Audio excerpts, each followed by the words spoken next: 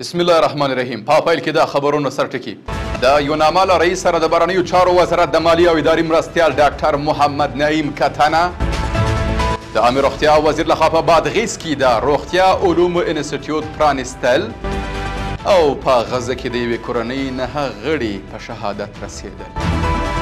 د لوی او مهربانه خدای په ثنا او ستاینې سره درنو لیدونکو سلام. د نن ورځ خبرونو ته ښه راغلاست. نن یکشنبه د 1404 کال د غبرګولي 4مه نیټه ده. زه محمد صادق فروتن یم. د هم بشپړ خبرونه.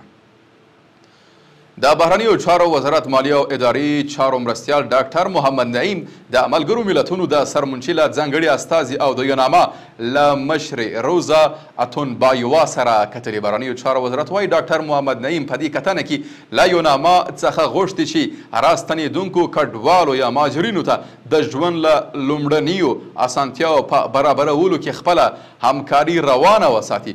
ورته مهال اغلي اتونبایوا له افغانانو سره پر همکاري ټینګار کړی او ویلي دي چې یوناما څه کوي راستنېدونکو کډوالو ته د ژوند اسانتیاو سربیره د کاري فرصتونو زمینه هم برابره کړي. د عامه روغتیا وزیر مولوي نور جلالي بادغیس ولایت د سفر په ترڅ کې په لومړي ځل د روغتیایي علومو د یوه دولتي انسټیټیوټ د خدماتو پرانیسته وکړه. په دې موخه جوړه سوو مراسمو کې ښاغلي جلالي د روغتیا برخه کې د نیمه لوړو زده کړو د مرکزونو پرانیستل لویه لاسته راوړنه بللې. همداراز نوموړي ویلي د دې سره به په 4 بېلابېلو برخو کې سلګونو کسانو ته د نیمه لوړو زده کړو زمینه برابره سي.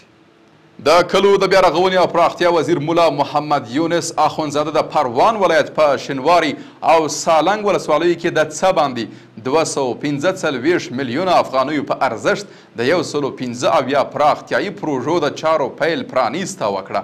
په دغه پروژو کې د کلیوالي سړکونو، پلونو، پلچکونو، استنادي دیوالونو او کانالونو جوړول شامل دي. او په پای کې د غزې څخه د الجزیرې د راپور له مخې د غزې په خان یونس کې د اسرائیلي یرغلګرو په بریدونو کې د یوې ډاکټرې 9 ماشومان شهیدان سوي دي. د دغې ډاکټرې یوازې یو زوی او میړه چې دواړه ټپیان دي ژوندي پاتې دي. د غزې روغتیا وزارت وایي چې د 2023 کال د اکتوبر له 9 راهیسې په غزه کې د اسرائیلي اشغالګرو د بریدونو له امله 50,901 فلسطینیان شهیدان او 122,593 نور ټپیان شوي دي.